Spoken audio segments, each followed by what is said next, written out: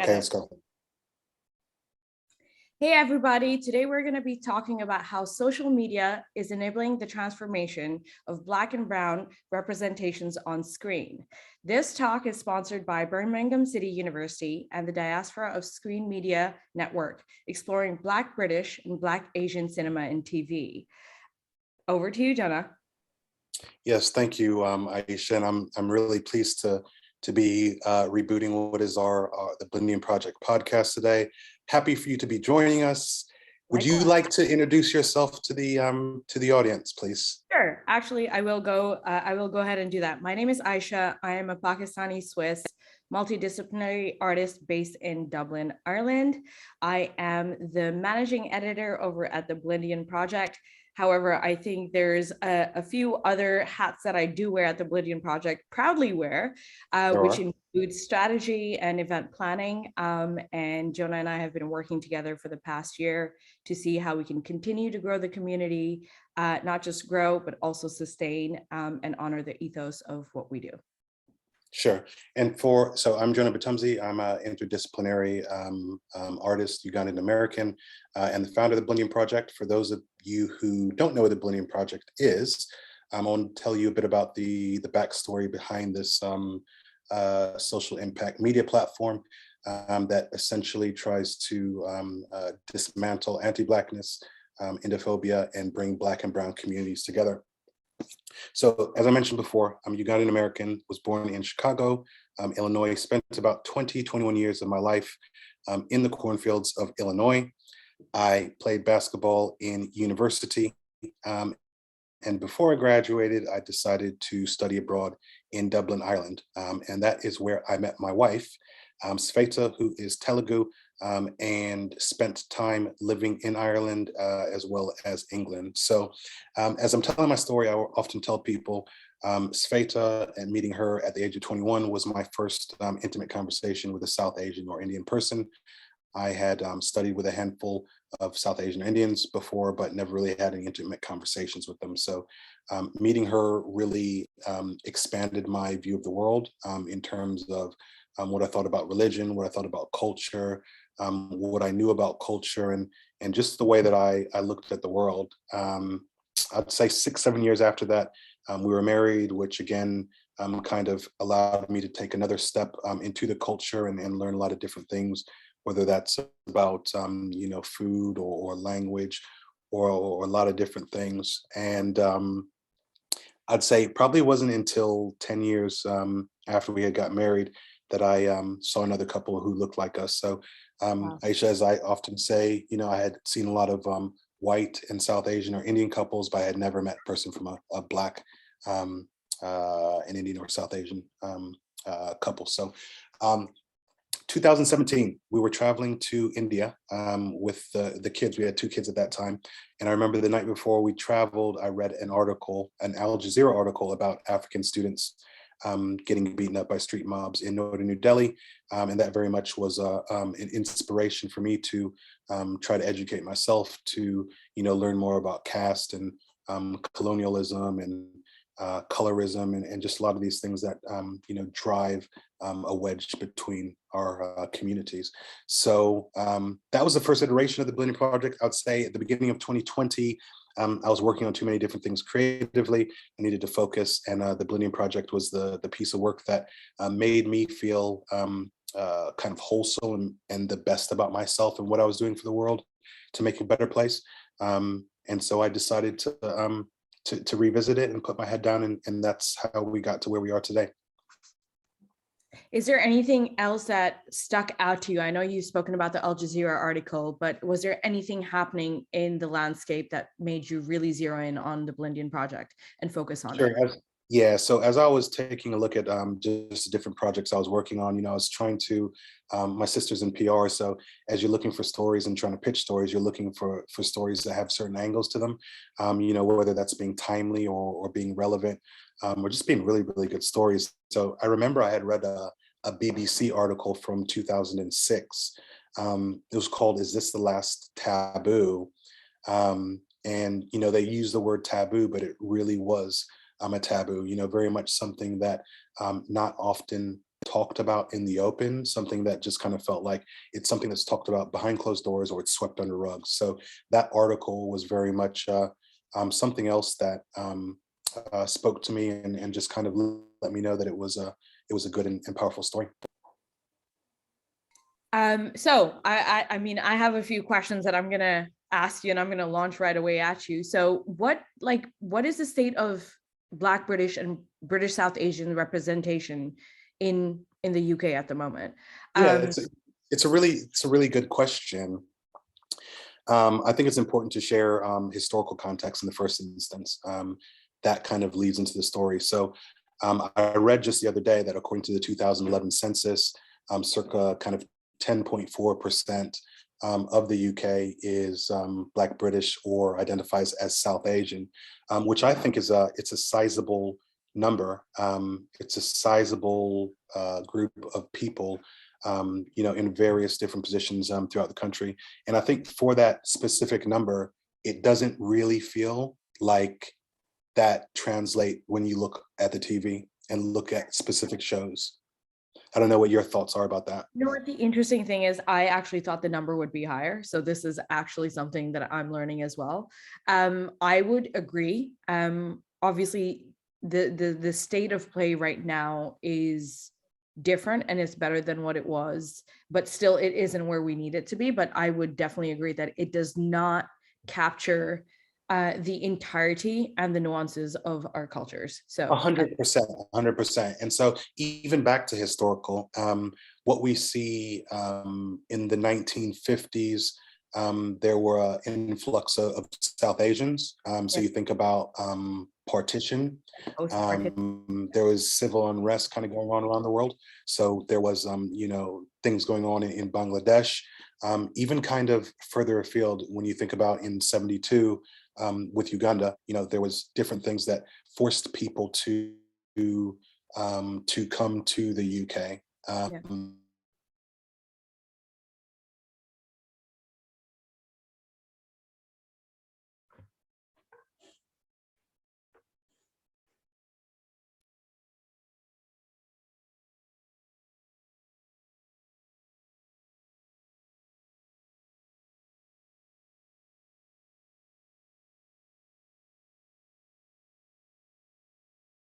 Recruitment drive to tell people in the colonies, former colonies, to come to the UK for work. And they essentially, and I'm talking about Black and Brown people, Black and South Asian people, played a really important role in terms of standing the country up and helping it, you know, progress on to the next stages. The only other thing that I'd say really is then there were immigration acts that happened and took place 62 and 72 that started to put a restrict the amount of people that came over. You had to, you know, be doing a certain profession. You needed to be coming from a certain particular places, and that put a cap on the amount of people coming over. I think it's also important to highlight, which a lot of people do not understand, even the people that have moved over, whether you know that's from brown cultures or Black cultures, is that there was a specific categorization of the people that were able to come from specific regions as well, which is influence the diaspora in Britain, because you have specific areas which will have people from specific areas of, let's say, Pakistan, India, Uganda, and that also has influence where we are today and representation. Mm, mm. That's a good point. That's a good point. So in that background and in that context, for me, it just feels like, and am I biased? Yes, I am probably biased, but I'd like to think other people who know history are able to read as well too, think something similar. You know, Black and Brown people had a really big impact in terms of where the country is at today.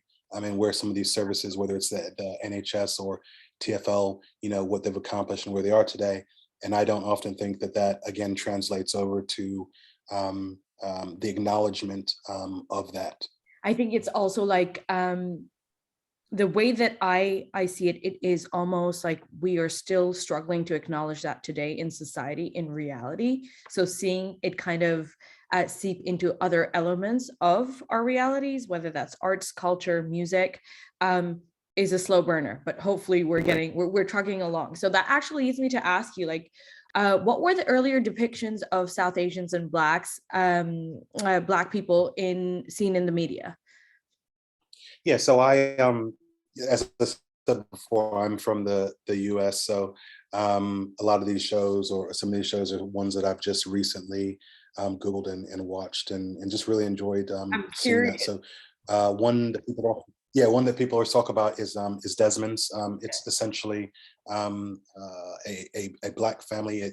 It centers around a barber shop and a gentleman in the barber shop. And I think it was really one of the first depictions of Black people in a kind of professional work type setting.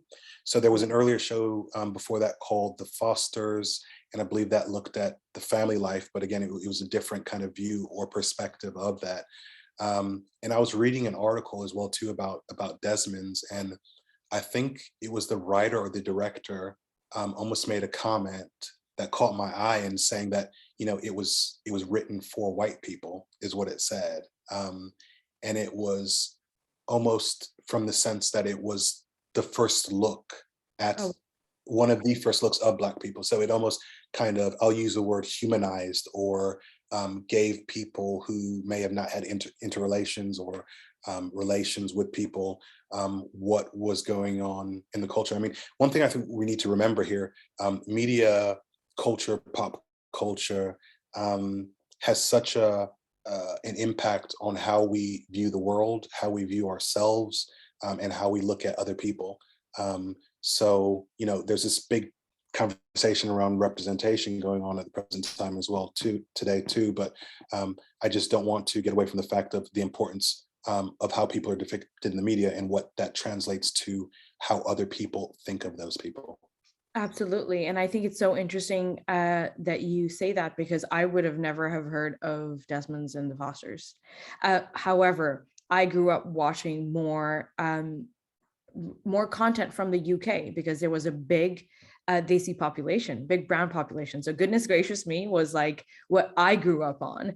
Okay. However, a lot, so it's actually the flip side, where when I was living in the US, the majority of the content that I had, because there wasn't that much representation for South Asians, it would be more Black content. So it would have been the Fresh Prince of Bel-Air. That's what I grew up watching. So it's basically the intersection of the two, because when I was in Switzerland, it was mainly, we had the box set, for goodness gracious me. And to this day, it is like one of the classics, because of the fact that it encapsulated the brown experience in the UK. And there were sketches so well that you could only laugh, because of the fact that you're like, finally I can see something that I can relate to.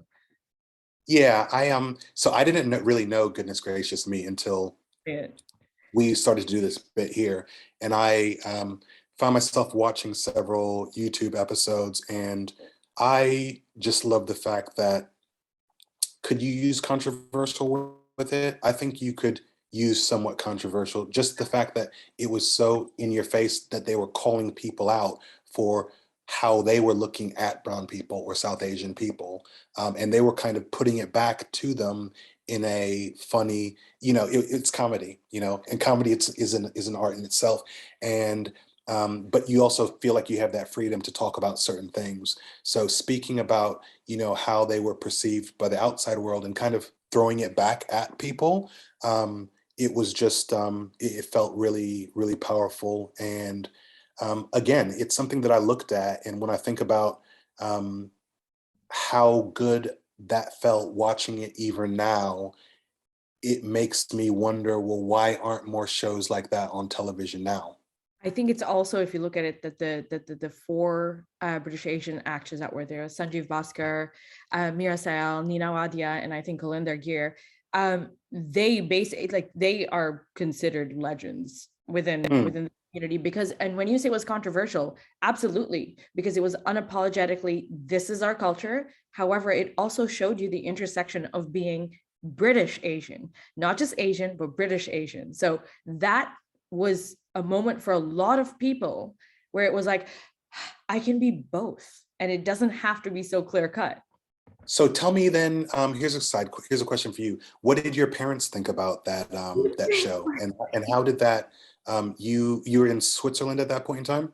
Yeah, because we used to go. Okay. So I've lived in the UK as well, but most of my childhood and my transformational years were in Switzerland. So we would go to the UK quite often because Switzerland doesn't really have that big of a population of Asians where you could really have a sense of belonging and identity. So our trips to the UK, especially London, were basically cherished, and like everyone would look forward to it because we would get a dose of home away from home, whether that's going to Southall, whether that's going and staying at auntie's places. It was that. And that's how we found out about Goodness Gracious Me. Now, when we first watched it, parents weren't around. It was after hours. The box set was purchased after hours because there is that contradiction of, okay, there might be alcohol, there might be dating, there's stuff that's being talked about, which is very human, but we don't talk about it in Asian culture, but it's being talked about. Gotcha. That's why it's controversial, not just from the eyes of someone who is not South Asian, but it's also, But well, also within the, I absolutely, yeah. absolutely. So it That's was one of interesting because I never thought about that. Yeah, obviously when I said it just now controversial, I'm just thinking about, they may be telling a joke or saying something about English people and their food, for example, their food being bland, or them not being able to pronounce someone's name properly, right? and they do it so direct. By the way, I wanted to quickly ask you, have you seen East is East, the movie? I have not, no. Oh, Jonah, you need to put it on your list because that is also like, I think it's 1999. Pori's in it, and it's also a depiction of uh, being British Asian. So it's basically, I think it's a mixed family and struggling with the identity of what it means to actually be British Asian. Okay, so with that being said, I wanted to ask you, what are your main takeaways so far from having consumed and witnessed the lack of representation between Black and Brown cultures on screen? Like, well, what do you, Yeah, yeah, what good opinion? question. Yeah, so yeah, my thoughts are really this, and it's quite simple.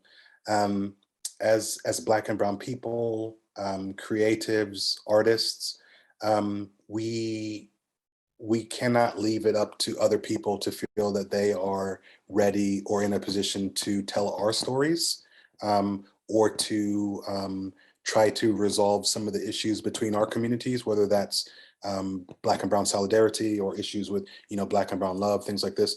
We can't expect that an older white gentleman per se is going to decide that he wants to write a story about that, for example. So all of these stories that we are so, passionate about, concerned about, and want to see the light of day, it's up to us to figure out how they manifest themselves, whether that be a play, whether we jump on TikTok, whether it's an IG reel, whether it's Facebook Live, whether it's, creativity is something I think that is natural with who we are as people, where we come from. So basically, my main takeaway is it's up to us to create these type of stories that we want to see. And I will actually add to that in the sense that it is imperative that we take control of the narrative that is ours, right? And I think that you've put it so aptly. And I think it is also important to highlight that there is work that is involved in taking that narrative in our hands as well, because this is a system that has been set up for decades, right? And there will be obstacles, there will be stumbling blocks, because we can, and we're slowly but surely getting there. You can see content that's coming out now, which is so wholesome when it comes to representation and also the stories. There will always be, I mean, the thing with art, the thing with media is that everyone consumes it at their own discretion and has, their perception of it. But within the system, there's also things that we have to fight against. So people that are within the industry will come across obstacles. No one's going to hand it, but that's more the reason for us to have to fight for it as well. 100%, 100%. Okay, so I wanted to ask you about how social media plays a part in this. So has social media been a tool, especially, and I think this is something that is a personal question from my side as well, which is, has it helped bypass certain gatekeepers within our communities or outside of our communities, and especially aunties and uncles, because you know we all Well, got enough both. aunties and We both have aunties and uncles on our sides that are yeah, can be gatekeepers, but that no, that's a good way to put it. So yeah, they're gatekeepers as in industry gatekeepers, and this goes back to kind of people who normally don't look like us. It could be the 65-year-old white guy who doesn't understand our stories, that is in charge of commissioning, right? But also internally, there are people who are trying to filter messages as well too. So for me, social media completely just opened the field up. It made everything possible. You think about Instagram and the ability to message people or to DM people. You could yeah, DM whoever that you wanted to. It's up to them whether they read it or they pick up the message. So social media has allowed us to go completely around all of these different levels of gatekeepers and essentially have the tools to create whatever message it is that we want to be, whether that is I'm going to create some content that's going to be educational. It is going to take the form of a carousel, or it could be actually I'm going to be this person who shows my face and talks on screen and provides that message, or whether it's actually even being creative enough to say, hey, let's try and make a TV show out of a reel. How can we do that creatively with two yeah. people? Two phones, you create some content, I'll create some. So it's just allowed for so many different things to happen. You've seen people who live away in remote locations, different continents, coming up with content and ideas and stories that really resonate with people around the world. So social media has just basically broken down all of the barriers that said, no, you cannot create. You need to be in this specific place. You need to fit in here. It's allowed anybody the tools to create something. I think there's a beauty in knowing that people are coming into their own and their identities as Black and brown people. I think there was obviously an era of detachment, and social media has just made it in a way where we are attaching the power of unity, where Jonah, that's literally how we connected, right? It Mm. was through social media, and we're able to continue building and collaborating and seeing where our strengths and weaknesses are and how we can complement and help each other. And I think it's important to highlight that it is helping to speed up awareness that is so necessary for us to continue collaborating, because of the fact that we have been I'm trying to find the right word to um disconnected. I think that's the best way to put it, within our communities, but also on a global scale within Black and brown communities as well. So I think it's something, and through the work that we're doing, I see that, I'm witness to that through our conversations as well, of how even it's fun to do. You can see the personality coming out. People are not afraid to be themselves and create in honor of that. Yeah. Sorry, just one other point that you made earlier about the show being controversial as well too. I think that social media also has allowed us to um, have these conversations about things that you wouldn't just go up to your mother or your father and ask them, hey, can you talk to me about, do you know what I mean? It could be patriarchy, could be colorism, it could be racism, it has created the space where you can have all of these different conversations and not having to rely on who may be the normal points of contact who try to give you this information, right? Which essentially allows you to form your own view of what you actually think. And I think it's so it's so amazing to see, because there is a burgeoning community of South Asian creatives, especially within the film industry. Like, I obviously, my background of theater. So this is something that I keep my eyes and ears peeled for. Like, you obviously, I don't know if I'm pretty sure you've heard of him. Well, you have heard of him. Look at me. Riz Ahmed, how he created the Riz test, which is, there are individuals within the industry that are fighting and creating a structure that is representative of us, because obviously the change is so deep rooted, and the system is so, like, the way it's set up is so deep rooted that it's going to require aggressive change. And there's people who are doing the work for it, right? The people who are building for us to be able to continue having the representation, whether that's, having tests, which make sure that, hey, these are going to be the guidelines to make sure that this is not just a diversity tick, that you Mm. are actually actively honoring the cultures within your characters and making sure that they're wholesome, making sure that there's depth to them. And you can see that because you can see that now. And I think we were speaking about this earlier with Bridgerton that came out recently. And I will normally always dissect media like as if I am a film critic, or like as if I'm personally invested in it. But as that's if you're getting paid for it. Yeah. exactly. I wish, but that's the degree of like thoroughness that I go into, because I guess it comes with the territory of being a creative or an artist. And it just, representation is important, but representation for the sake of representation is not enough. And I think that is what we are currently acknowledging and dealing with. We ask for representation, we're getting it. But also, is that representation accurate? Is it relevant? Is it nuanced? Because characters cannot just be one-sided. Characters cannot just be, surface level, face value. And that is what we're seeing now, the transition where the characters are more relatable because we're seeing their lived experiences. We might not be able to relate 100%, and I don't think we're necessarily asking for that. We're asking for diversity within the representation to make sure that it's genuine. It's not just like, hey, we just need to make sure that there's going to be a South Asian friend if they're living in England, if the character's living in England. Correct. And I think, now when I skip to the future, I want the future to be about us owning creative control. I think that from 2020, everything with, post kind of George Floyd murder and, rise of BLM and all of that good stuff, our identities are so important to us. We want to own our identities.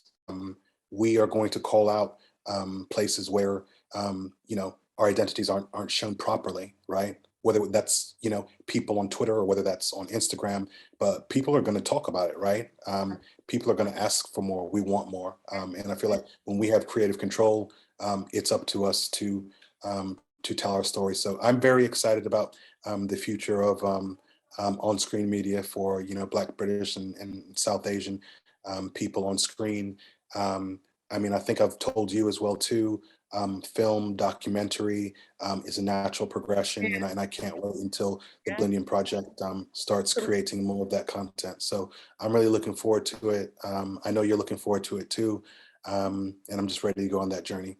I think it's thank you for sharing that, because obviously I was going to ask you about what do you think the future looks like. So you have basically set the standard for what we are going to be working towards, and I'm looking forward to that. And I think it's important to say that we have to own our identities, and we also have to understand that we're still learning about our identities. They're ever evolving. So the evolution of our identities is what we want to be able to capture and share, because it's a learning process for everyone. The person watching is learning about themselves. The person creating is learning about themselves. And we want that safety to be able to do that. And that's where you talk about creative control. So fingers crossed to better, more actual, genuine, diverse content, which makes us feel excited. Because I will tell you this, if I see something that I'm like, okay, I get it. Like, even if it's flowers, a specific type of a flower in a movie, I will feel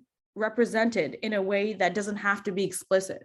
And those are the things that I think are important for us to highlight. So Jonah, thank you so much for taking out the time, for sharing some knowledge, because I always learn so much from you as well. And I love having these conversations because it's always a two-way street. So thank you very much.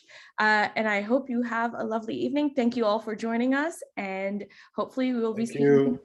Take care. Bye-bye.